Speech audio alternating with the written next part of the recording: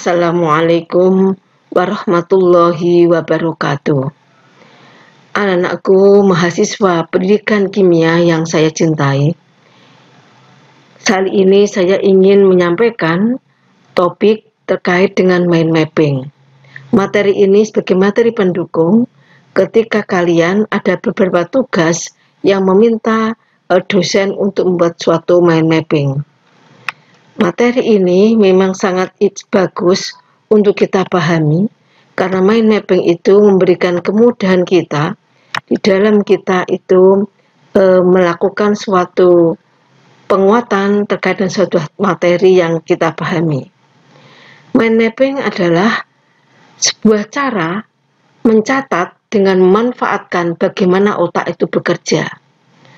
Jadi duplikat mind mapping itu merupakan duplikat bagaimana otak kita itu dalam bekerja. Nah, teknik ini diperkenalkan oleh Tony Buzan, seorang ahli dan penulis produktif di bidang psikologi, kreativitas, dan pengembangan diri. Menurut Buzan, otak itu bekerja dengan gambar dan asosiasi. Dan cara mencatat mind mapping juga mengandalkan gambar dan asosiasi tersebut. Itulah sebabnya ada beberapa orang yang dia senang dan merasa paham ketika dia belajar itu dengan cara menggunakan mind mapping ini. Mind mapping adalah alat yang membantu otak berpikir secara teratur dan sistematis. Ini akan memberikan suatu arahan bagaimana kita itu bekerja pun juga dituntut sistematis, mengembangkan cara berpikir divergen dan berpikir kreatif.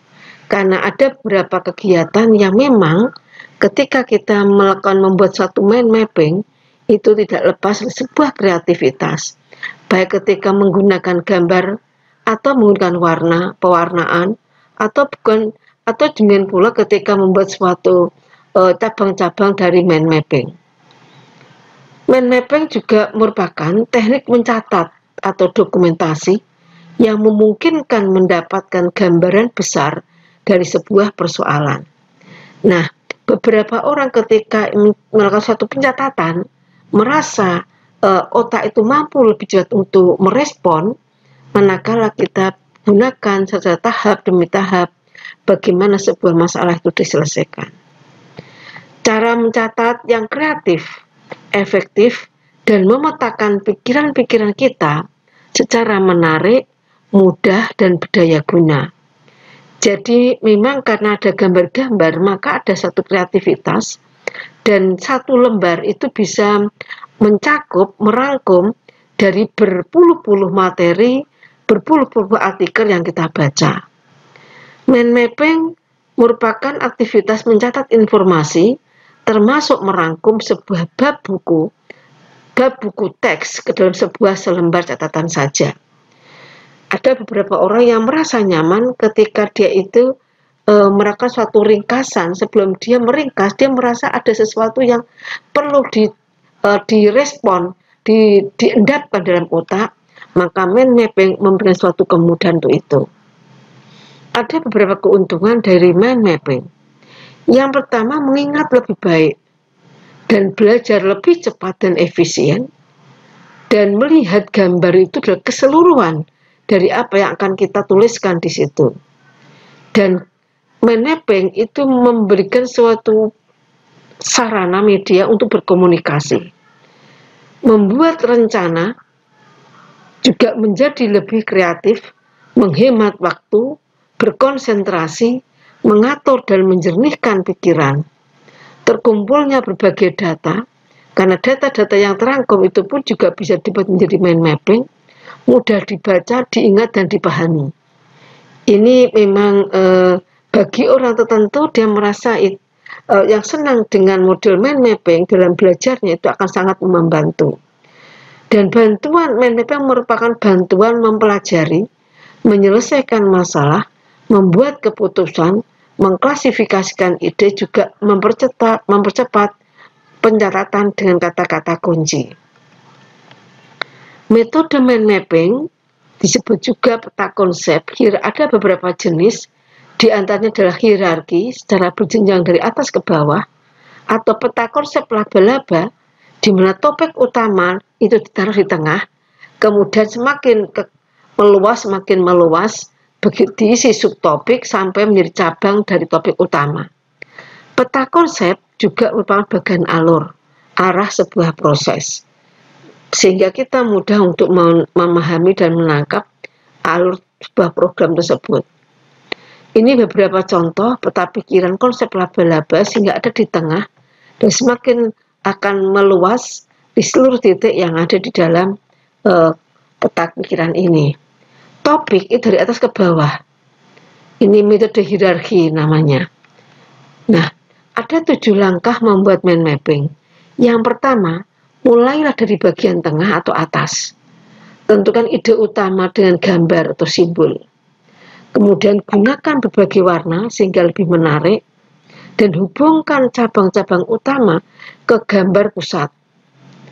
Buatlah ranting-ranting yang berhubungan ke cabang dan seterusnya dengan garis hubung yang melengkung.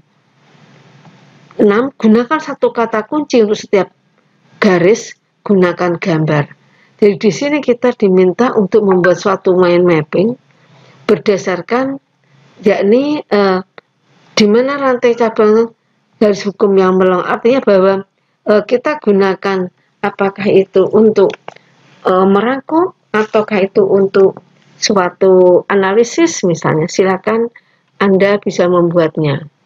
Ini beberapa contoh membuat mind mapping, ya, di mana mind mapping adalah satu kertas kosong, tak bergaris pena dan pensil, dan warna otak itu sebagai imajinasi. Ini contoh, salah satu adalah membuat mind mapping dari suatu kegiatan proposal. Ini contoh adalah ketika mahasiswa, saya minta dia itu membaca beberapa literatur terkait dengan penilaian, baik itu peraturan pemerintah juga beberapa literatur. Kemudian dari situ saya minta mereka membuat suatu dalam bentuk mind mapping. Ternyata hasilnya mereka sangat sistematis dari tengah, kemudian ada yang satu ini dan mutar sehingga semuanya ikut merasakan. Ini adalah contoh mind mapping yang saya buat. Ini dari beberapa literatur terkait dengan 4 karakter skill abad 21. Sangat kecil sekali karena memang resume dari beberapa buku. Contoh adalah instrumen kolaborasi dalam mind mapping. Kolaborasi kemudian karena adalah subvariabel. Peta konsep sukses belajar. Ini contoh akan muncul di bagaimana ketika karena konsep sukses belajar maka berarti ada pembelajaran, proses pembelajaran dan pasca pembelajaran. Bagaimana hasil ini bisa maksimal. Maka di sini ada beberapa teknik, kemudian ada beberapa cara yang ikut memperkuat temuan dari penelitian ini. Contoh peta konsep manajemen waktu, peta konsep lingkungan tentang alam, peta konsep impact, peta konsep organisasi komputer, peta konsep sistem koordinasi, peta konsep problem solving, dan program kecerdikan dalam waktu dalam bentuk mind mapping. Ini adalah program ketika saya menyediakan, maka baik meliputi 4 tridharma dan masing-masing itu akan dicapai sampai sejauh mana. Demikian yang bisa saya sampaikan, mudah-mudahan ada manfaatnya. Assalamualaikum warahmatullahi wabarakatuh.